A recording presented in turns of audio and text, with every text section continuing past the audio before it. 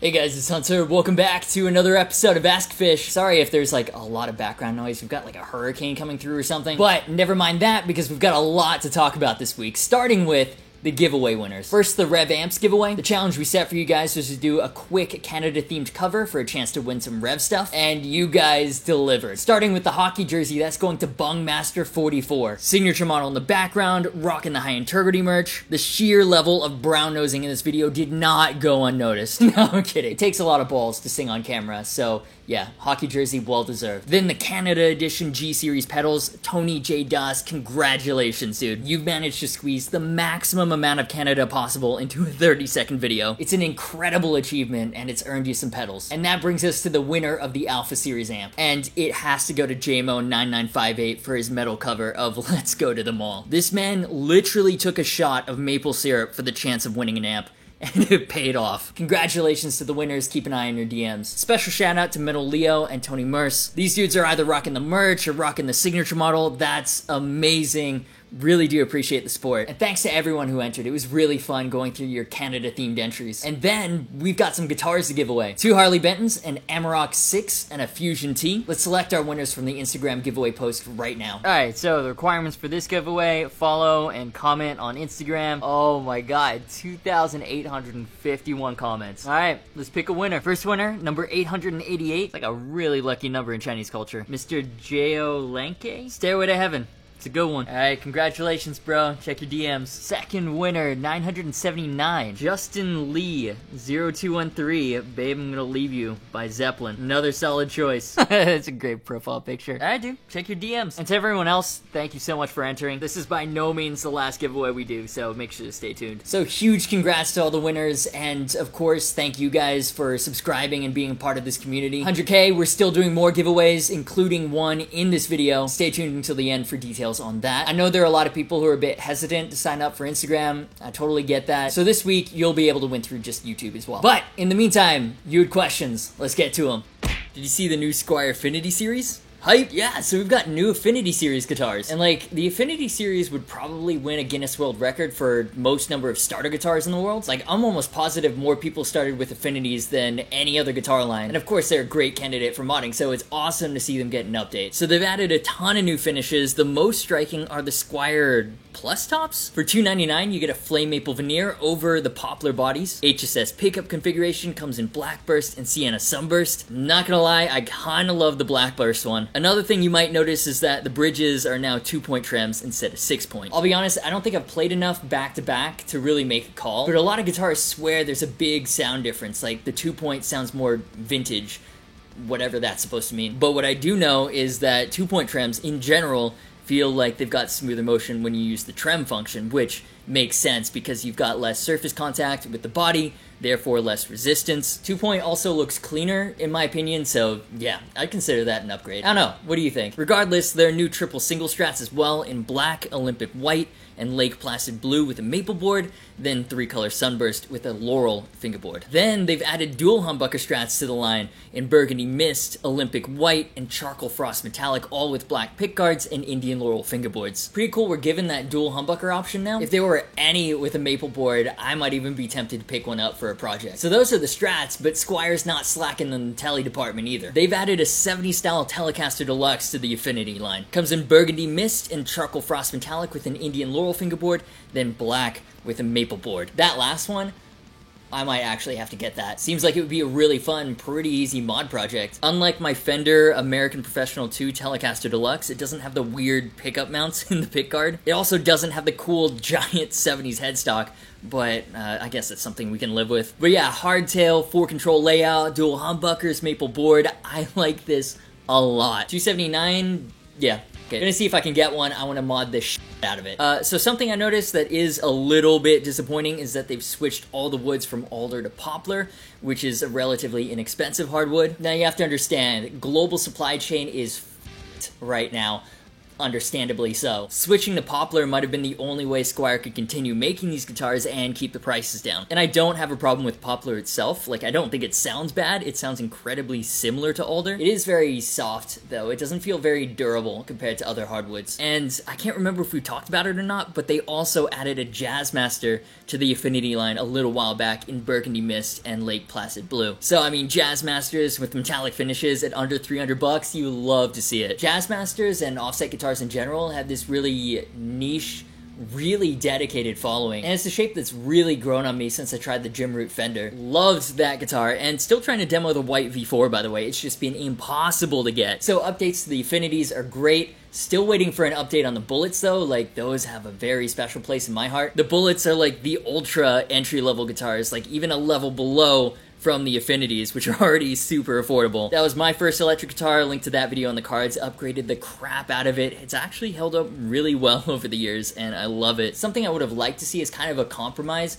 if they were switching the woods up with the Affinities is full thickness models. Like, right now the Affinity bodies are thinner than a standard Fender body. The asterisk here, of course, is that they've been produced by so many factories in so many places, so the specs on used Affinities and Bullets can vary wildly. Like, my Bullet Strat that I got in China randomly has a full thickness body, and I've never found another like it. But it would have been cool if these were to one day become Fender thickness as standard, so like a Fender spec tremolo would be a drop-in upgrade. Like, upgrades, part casters, that's part of the fun with modular Fender-style instruments, and full thickness would just add even more to the upgradability of the Affinities. And side note, but also somewhat related, the 2020 Squier Paranormal series, originally only planned as a limited edition, is now a standard range. So the offset Telly, basically a Jazzmaster with Telly pickups, and the baritone Cabronita, a baritone Telly, are both part of Squier's standard line and available again at Thomann, Sweetwater, etc. Kind of a shame the Cabronita has a 28-inch scale length as opposed to the 30 inches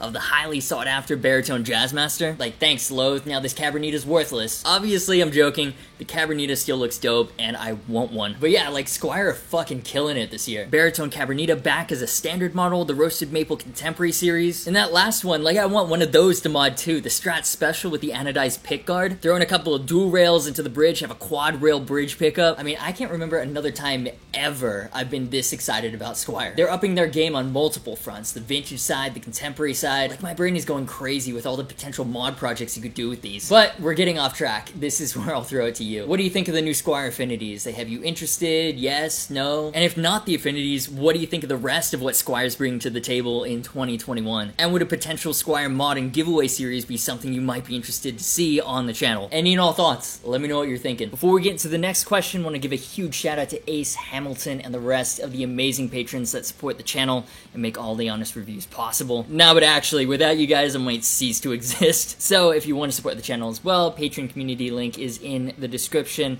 Or if you're buying gear through Sweetwater, Thomann, Reverb, you can use my affiliate links. Those are down below as well. It doesn't add anything to your cost. I get a little kickback, so it supports the channel. It's just if you want to. And now, into the next question. Evelyn Thrash Queen asks, so CME just posted a bunch of pre-order listings for the EVH 5150 Iconic stuff. Thoughts? Yeah, I bet someone really got yelled at for that. So a couple of days ago, at the time of this filming, the new EVH 5150 Iconic leaked, thanks to a CME Reverb listing. Now it's up on all the other retail sites, and my Sweetwater rep says they expect inventory late October, early November. So yeah, Chicago Music Exchange jumped the gun. But like, we've kind of known the Iconic was coming for a little while, or at least highly suspected it. There have been rumors all over the message boards. It's been in the background of Wolfgang Van Halen's Instagram posts, and I'm not gonna lie, I've tried to calm down on amps since I got like 4 big tube amps over quarantine, but this looks really interesting. The first thing you need to know is it comes in an 80-watt head version for $899 and a 112 40-watt closed combo version for $799 with the Celestion speaker custom built for this amp. These are obviously not made in the US, they're made in China, but who cares? Those are really good price points. Black or ivory Tolex, just like the 5153. They've added modern features like an emulated DI out and a noise gate. Thank god, I'm not sure about the EVHs, but at least the PVs are some noisy ass amps. 2-channel amp design, unlike the original 5150, it's got proper cleans in channel 1, then an overdrive switch, and channel 2, your gain channel has an additional burn switch for additional face melting potential. 4 6L6 power tubes for 80 watts of power, which is kind of a weird number to see. Like, I can't remember the last 80 watt amp I've seen. Usually it's like 100 or 120 with 4 6L6s. Doesn't really matter, just something I noticed. Then, interestingly, only 2 preamp tubes. For reference, the original PV5150 has 5. And in general, more preamp tubes is indicative of more gain, but with the advance of technology, it might be able to achieve the same sound using a tube solid-state hybrid preamp. So using a hybrid preamp section might be another way to make the price more accessible to more players. But now the looks and the name 5150 Iconic, you might think, okay, so this is just a reissue of the original 5150 under a new brand with more features. And originally, that's what I thought it was going to be, but maybe not. And just for context, the currently available EVH amps have the 5153 name, but apparently the circuit is completely different to the PV6505s, which is the name PV gave the amp line after Eddie Van Halen left to start his own company and took the 5150 name with him. Did you get that? I feel like that was a really long run-on sentence. We move. So the point is, the PV 5150s have an older circuit and sound quite different to the newer EVH 5150s. Apparently. I still haven't managed to play through a 5153. EVH, please respond to my emails. I would love to work with you. But for the Iconics, EVH have brought back James Brown. Not the I Feel Good James Brown, the one who designed the original PV5150 circuit way back in the day. Technically, he literally built the modern metal tone, which is crazy to think about. So the name, the looks, the original amp designer, I think everybody assumed this would be like back to that original 5150 block letter sound. But from reading through all the marketing material, that might not actually be the case. This line from the site, the 5150 Iconic Series 80 watt head delivers the culmination of Eddie's lifelong chase for the holy grail of tone, searing sound and growling gain at an affordable price. And this from Sweetwater, if you're craving EVH's latter-day sound, the 5150 Iconic delivers the searing tone and growling gain that made King Edward famous. Latter day and culmination. Doesn't say anything about going back, but rather moving forward. Makes it seem like rather than trying to recreate the PV, this is more like a streamlined 5153 at a price that doesn't destroy our wallets, which I'm actually more for. A plain reissue of the original 5150 doesn't really make sense. It's such an old amp. Even if you added modern features like a noise gate and a DI out, there are like a billion of them out there. Like, I got my US-made 6505 Plus used on Craigslist for like $300. Meanwhile, EVH amps are expensive. Like the 50-watt non-stealth, non-EL34 version, that's still $11.99 new. So a more accessible price point for Eddie's later, more refined tone is definitely interesting. At least in my opinion. Like, I am very hyped for this. And I understand there are certain things about the amp that has people a little wary. I mean, the 5150 has been around for so long, through so many iterations, but everyone has like a pre-existing idea of what a 5150 is supposed to be like. And a full-size 5150 with only 2 preamp tubes? Like, what? But I'm not worried. They've got a legendary amp designer in James Brown working on the project. The company is being run in large part by Wolfgang Van Halen. If anyone cares about preserving and building on Eddie Van Halen's legacy, it's him. My logic is that they wouldn't release something unless they knew it was going to be good. So those are just my thoughts. This is where I'll throw it to you. What do you think about the 5150 Iconic? You hyped? You worried? Yeah, any and all thoughts? Let me know in the comments. Did you see Harley Benton upgraded the SC552s? Yes, so the incredibly popular Harley Benton SC550s have finally been upgraded. And for a budget guitar line, these are now seriously next level. I think the original SC550 was the first Harley Benton that I ever played, and so probably the guitar that sold me on the brand. It was like, holy shit, these guys aren't just making cheap guitars to make a quick buck, they actually care about what they're doing. Crazy concept. And to date, I'm pretty sure that's one of my most popular demo videos. And so now with the release of the new version, that video is completely useless. So let's talk about the new version. Comes in Silver Burst, yes. Faded Tobacco Flame, Paradise Amber Flame, Desert Flame Burst, and black cherry flame. Clearly very much Les Paul standard inspired, weight relieved mahogany body with a carved maple top. I believe the old one I played had a body that was completely made of mahogany, and that thing was heavy as shit. I mean, listen, I know Les Paul's was supposed to be a bit chunky, but that thing was a f***ing boat anchor. So all around big upgrades here. Another huge upgrade, stainless steel frets. Yep, it's a sub $300 single cut with a proper carved maple cap and ultra durable stainless steel frets. And it comes in silver burst. And that's the cheapest one at $270. That is ridiculous value. And there was some discussion about whether or not to go stainless steel in these, since compared to the more modern focused SC Customs, the 550s are more vintage inspired, and stainless is a slightly colder, snappier tone than traditional nickel silver. In the end though, part of the deal with these 552s is that they're being made in a better factory with some of the other stainless steel equipped Harley Bentons. Like, I believe it's being made in the same factory as my Signature. Don't quote me on that, I could be wrong. But anyways, rather than confuse the factory with different specs, it was easier to just be like, yeah, put stainless steel on everything. So that's the backstory, there you go. The pickups are also no longer Roswells, they're Tesla brand Opus 1 Alnico 5 humbuckers. Never tried them, but the Roswell HAFs were always a meh point on the previous Harley Bentons. They were very usable, didn't increase the cost much, but they weren't super inspiring either. So it'll be interesting to see whether these Teslas are better, or whether you should still be planning to swap these pickups out if you pick one of these guitars up. So yeah, I loved the original SC550s. Definitely gonna see if I can pick one of the new SC552s up for a video. The only question is which color. I'm thinking it has to be Silver Burst, but what do you think? And what are your thoughts on the new SC552s in general? Let me know what you're thinking.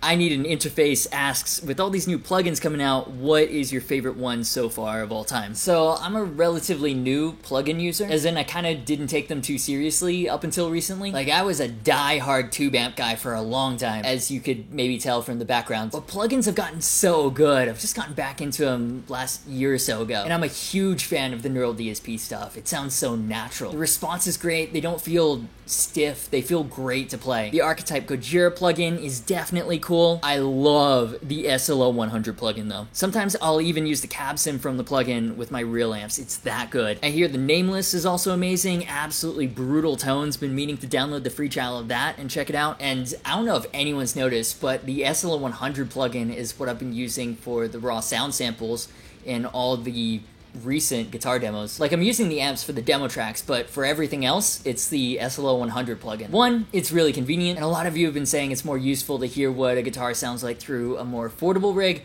as opposed to like a $2,000 amp head. And two, it sounds really good. And on that note, this week we're doing a Neural DSP giveaway. They've generously donated 5 licenses of the winner's choice. So to win, you actually have 5 chances. We're gonna give 1 license each away on YouTube, Discord, Instagram, Facebook, and Twitter. So YouTube, very simple. Of course, you gotta be subscribed. Then leave a comment down below with your current #1 guitar. I wanna know what sick guitars you guys are playing. Then on Instagram, make sure you're a follower. There will be a giveaway post on there. Leave a comment, same thing, your current #1 guitar. Facebook and Twitter, same rules apply. Follow, comment on the giveaway post, and Discord, just make sure you join the server. I'll pick a random winner from the member list. For the rest of them, I'll be choosing a random winner from the comments, so please don't forget that step. So yeah, 5 platforms, a maximum of 5 chances to win a Neural DSP plugin of your choice. You know what to do, and good luck. And that'll do it for this episode of Ask Fish. Don't forget to subscribe and turn notifications on. The winners will be announced next episode. Leave a like if you enjoyed it, or a dislike if you hated it, I guess. Social media, merch, and Discord server links are in the description. As always, thank you so much for watching. You've been awesome, and I'll see you for the next video.